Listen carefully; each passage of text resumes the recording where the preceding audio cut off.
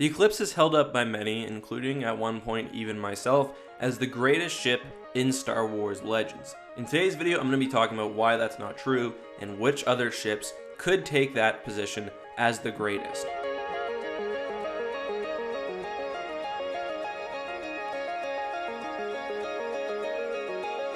Hey guys, this is EckhartsLadder. Hello and welcome to another Star Wars Legends lore video. Today's video is going to be a little bit different than usual. Instead of looking at a specific story or a specific chain of events or story arc in Star Wars Legends, I'm just going to be talking about a spaceship and giving my own personal opinions on it. The Eclipse class of dreadnoughts was first introduced in the Dark Empire line of comic books, which constituted Dark Empire I, Dark Empire II, and Empire's End. In that series, there were two dreadnoughts, the Eclipse I and the Eclipse II. Both were fairly similar, and both were used as flagships by the Reborn Emperor Palpatine. The most notable feature of the Eclipse is its very powerful Superlaser. The Superlaser isn't as destructive as the one on the Death Star, but still is powerful enough to destroy most enemy ships with a single shot, can even do serious damage to the surface of a planet. Many have often claimed that the Eclipse is the greatest and most powerful ship in Star Wars Legends. Today I'm going to be contesting that. I don't disagree that the Eclipse is the best ship for any one-on-one space battle,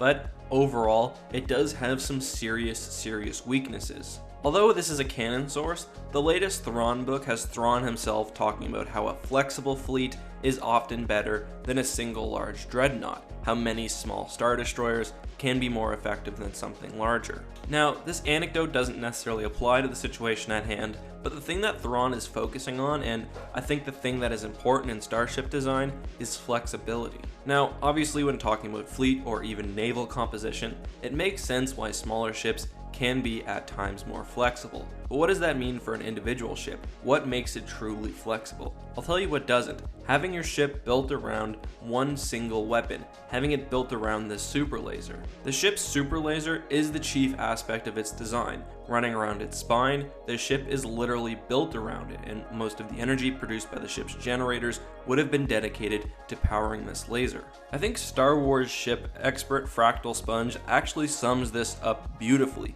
When talking about the Eclipse and the strength of ships within the Imperial Navy, he says Eclipses would be more powerful by generation and shield power. Its Superlaser is much larger than a Sovereign's. While this means it's going to have tremendous hitting power as a siege platform, the focus on the prime weapon probably gimps it in space combat. And this is true. When fighting against a single ship, the Eclipse is probably going to be golden and nigh unbeatable. However, when facing any sort of fleet, the Eclipse is going to run into serious issues. The Superlaser, while effective against individual ships, is going to have real difficulty dealing with multiple targets. The Eclipse is also set up in such a way that when using conventional turbo lasers, it's going to have to rely largely on broadsides. This is different than most Super Star Destroyers or most Star Destroyers, which, due to their wedge shape, can focus fire from any of their turbo lasers unless blocked by the superstructure at any target. Still, that issue is relatively minor. The bigger issue is that to make up for the sheer size of this turbo laser, the Eclipse probably will lack conventional weapons. Although it will still have a good amount of turbo lasers and perhaps even point defense cannons, it's not going to have the same amount as something like an Executor class Super Star Destroyer, which is of a similar size, but which doesn't have that huge turbo laser. The other thing that I think worth mentioning is that the Eclipse is really more of a star base than a true Super Star Destroyer. I mean, look at the engines on the back of the ship. They're tiny. There's no question that this ship would be very slow, at least in real space. These issues combine to make a hulking weapons platform and a good siege platform that will struggle in any sort of engagement with multiple enemy fighters. For example, looking at the Empire's fleet at Endor, if we replace the Executor with the Eclipse, what would be the benefits and what would be the downsides? The main benefit would be that initially at least, the Eclipse would be able to snipe some of the Rebels' Mon Calamari cruisers. However, once the battle progressed and once the Rebel Alliance, seeing the power of the Death Star, actually brought the battle to the Imperial fleet, it will have ships to the side of it, ships behind it, and because of its focus on that main Superlaser, it's going to have less weapons to respond with. Again, this goes back to that idea of flexibility, and flexibility and the ability to adapt and react to its circumstances is one of the main weaknesses of the Eclipse. It's very good in its specific role, but outside of that role, it really struggles.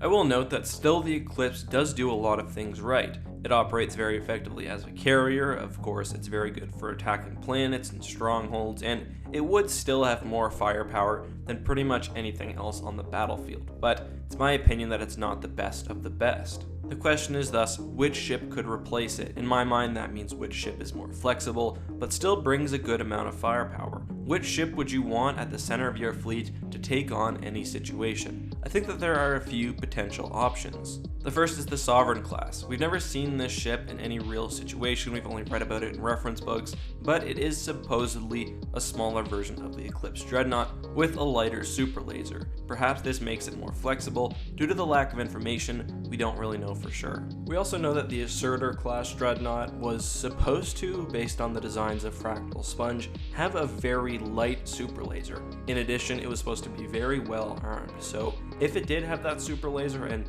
based on the fact that it was designed to be very flexible, very fast, but also pack quite a bit of a punch, that could have been the ultimate Dreadnought. Aside from that, we also have the Executor, which we know was loaded with turbo lasers, had a very proficient point defense system, and could also operate very effectively as a carrier. However, in my opinion, the Viscount Class Star Defender, as used by the New Republic, was an even better version of that ship design. It had better shields, it was much more modern, Mon Calamari ships often operated very effectively as carriers, and it had top-of-the-line weapon systems. Now, could any of those ships beat an Eclipse one-on-one? Probably not. The Superlaser is just too powerful, but I think an argument could be made that any of them would be better as the centerpiece for a major fleet, but that's just my opinion. I don't think the Eclipse is the best ship in Star Wars Legends, but that's just me. I would love to hear what you think. Let me know down in the comments what you thought about this video, which ship you think is the best, and if the Eclipse really is the best thing ever created in the Star Wars universe.